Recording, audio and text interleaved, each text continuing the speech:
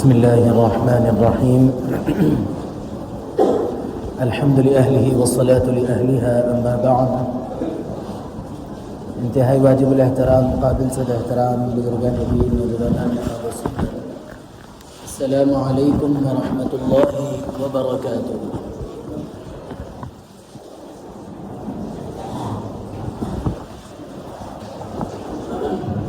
شعبان کا مہینہ شروع ہو چکا اور یہ مہینہ رمضان کے لیے ایک مقدمہ اور ایک آمد کی بڑی خبر بتانے کے لیے بھی ہے.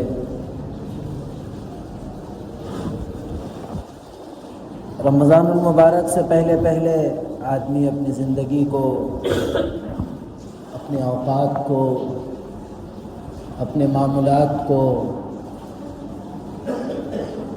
اور دیگر زندگی کے گزرتے لمحات کو بدلیں تاکہ جب رمضان المبارک کا مقدس مہینہ آئے ہماری عبادتوں کی اتنی عادت ہو جائے کہ ہمارے لیے مغفرت کا ذریعہ بن جائے، ہماری اللہ کی اتنی قربت نصیب ہو جائے کہ جہنم سے خلاصی آسان ہو جائے. یہ سب چیزیں ابھی سے تیاری کرنی پڑتی ہے. جس طرح ایک امتحان دینے والا طالب علم وقت سے پہلے سب تیاری کر لیتا ہے اور امتحان کے جب تیاری کا دور آتا ہے جس کو ریویژن کا دور کہتے ہیں، جب وہ دور آتا ہے تو اس میں وہ تقریباً تیار رہتا ہے. جب امتحان آتا ہے تو کھٹ پٹ دیا اور کامیابی کے درجے کو پہنچ گیا. تو اسی طرح شعبان کے اندر اللہ کے نبی علیہ السلام کا بھی معمول رہا کہ رمضان کے علاوہ کسی مہینے میں آپ کو اتنے روزے رکھتے ہوئے نہیں دیکھا جتنے روزے آپ نے شعبان میں رکھا کرتے تھے. یہ اللہ کے نبی علیہ السلام کا معمول تھا اور یہ رمضان کی ایک قسم کی تیاری تھی. آپ بتائیے کہ تقریباً گزشتہ مہینے سے، رجب کے شروعات سے ہمارے پاس تذکرہ چل رہا ہے کہ رمضان المبارک آنے والا ہے، اس کے لیے ہم کو تیاری کرنا ہے. رجب سے اللہ کے نبی علیہ السلام کی دعاؤں کا معمول رہا ہے. مختلف باتیں ہمارے سامنے آئی ہیں. اب ایک مرتبہ اپنے گریبان میں نظر ڈالنے کی ضرورت ہے کہ ہم نے اس کے لیے کیا تیاری کی، ہم نے اس کے لیے کیا سوچا. صرف سن کے اڑا دینے کا ہے یا زندگیوں میں عمل لانے کی بھی کوئی جو ہے ہمارا ارادہ ہے یا کوئی ہماری جو ہے کوشش ہے. غور کرے، فکر کرے. اور اسی طرح رمضان المبارک کی تیاری میں ایک اہم چیز جو ہوتی ہے وہ یہ کہ اپنے معاملات میں جو تبدیلی لاتے ہیں اس تبدیلی کو جہاں ہم اپنے طور پر نیکیوں کو بڑھانے کی فکر کرتے ہیں وہیں اس سے بڑھ کر ضرورت یہ ہے کہ ہم اپنے آپ کو گناہوں سے بچانے کی فکر کریں. گناہوں سے بچنے کا کیا مطلب ہے کہ آپ جو ہے پہلے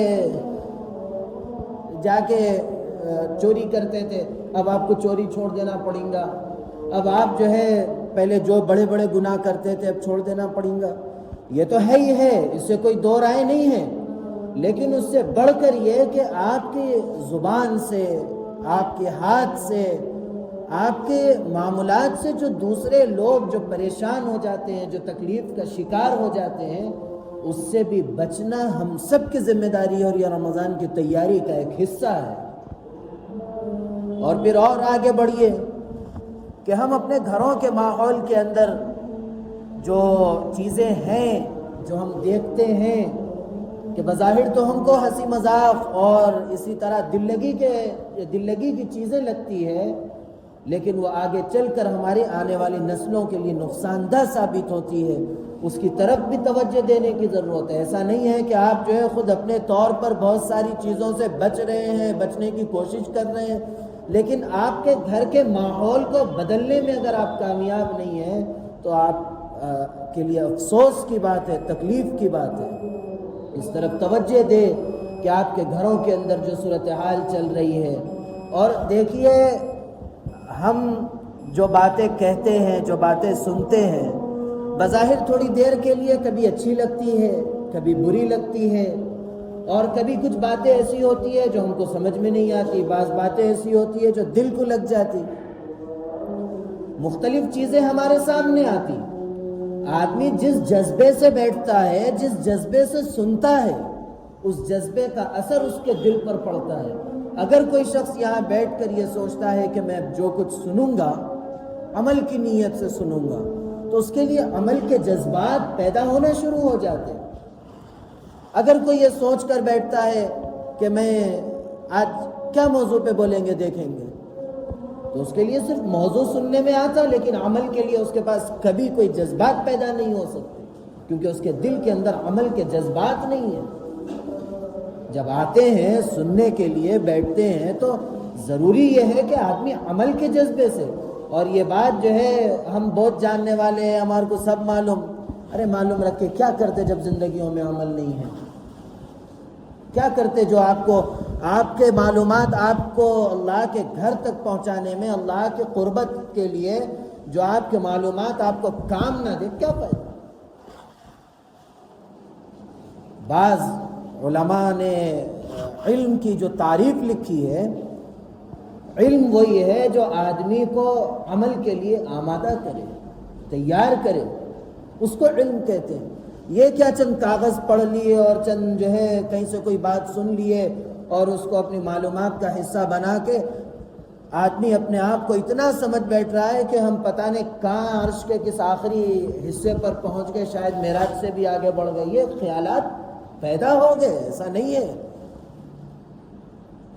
کہ بس ایسے ہی کہا جا رہا. تو اپنے آپ کو کچھ غور کرے، کچھ فکر کرے کہ ہماری معلومات جتنی ہیں اس میں سے عمل کتنے فیصد پر ہے. اب یہ غور و فکر کے مواقع ہے. اب یہ نہیں ہے کہ ہم جو ہے ایسا ہے ویسا ہے، نہیں، بلکہ اب غور و فکر کرنا ہے.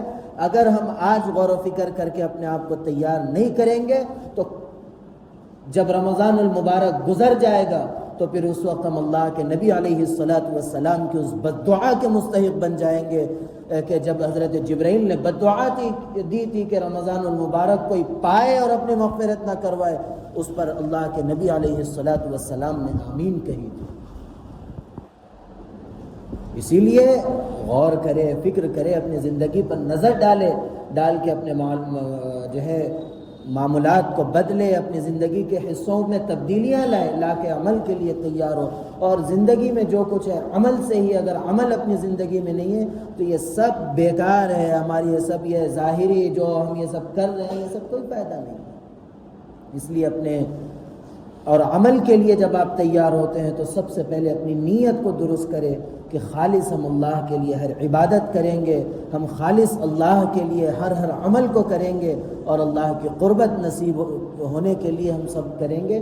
اور یہ سب جو ہے میں بیٹھ کے پہلی صف میں نماز پڑھوں گا، میں لوگوں کی اصلاح کروں گا، یہ سب ذہنی فطور کی چیزیں ہیں. اور یہ وہ چیزیں ہیں جو انسان کے دل کو صرف تسلی دے سکتی ہے اور کچھ نہیں.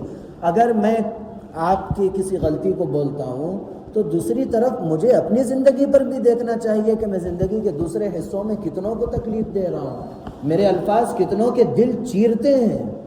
یہ غور بھی کرنا چاہیے. یہ ایسا نہیں ہے کہ آپ صرف بیٹھ کے جو ہے تسبیح لے کے اللہ اللہ کرتے بیٹھ گئے اور آپ جنت پا لیں گے. ایسا نہیں ہے.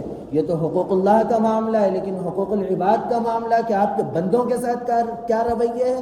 آپ اللہ کے گھر میں آتے ہیں تو اللہ کے دیگر بندوں کے ساتھ آپ کے کیا رویے، یہ سب اللہ کے یہاں جو ہے لکھے جا رہے ہیں. اس لیے اس پر بھی غور کرے اور اس مقدس آنے والے مہینے کو ان کی چیزوں میں پڑھ کر اپنے ضائع مت کرے، بلکہ اپنے سے تعلق رکھے. میں کیا کر رہا ہوں، میرے بیوی بچے کیا کر رہے ہیں، میری اولاد کس رخ پر جا رہی ہے، میں کس رخ پر جا رہا ہوں، صرف اسی کو غور کیجئے. باقی کون کیا کر رہا ہے اس سے ہم کو کوئی لینا دینا نہیں. اسی طرف نظر رکھے اور اسی طرف اپنی جتنی کوشش ہے، جتنی کاوش ہے، صرف اسی طرف لگائے. اللہ رب العزت ہم سب کو قدردانی کی توفیق عطا فرمائے. اللہ رب العزت ہم سب کو رمضان المبارک کی مقدس ساعتوں اسے بہراور فرمائے، ہم سب کو صحت و تندرستی کے ساتھ رمضان کے آخری دن تک اللہ رب العزت پہنچائے، ہم سب کی عمروں میں برکت عطا فرمائے، دراز کی عمر کی دولت سے مالا مال فرمائے۔ اللہ رب العزت میرے کہنے اور آپ کے سننے کو قبول فرمائے۔ اللہ رب العزت کہنے سننے لکھنے پڑھنے سے زیادہ عمل کی توفیق عطا فرمائے، عمل کی باتوں پر عمل کرنے، بچنے کی باتوں سے بچنے اور عقیدے کی باتوں پر عقیدہ رکھنے کی توفیق عطا فرمائے۔ آمین وآخر دعوانا ان الحمد للہ رب العالمین۔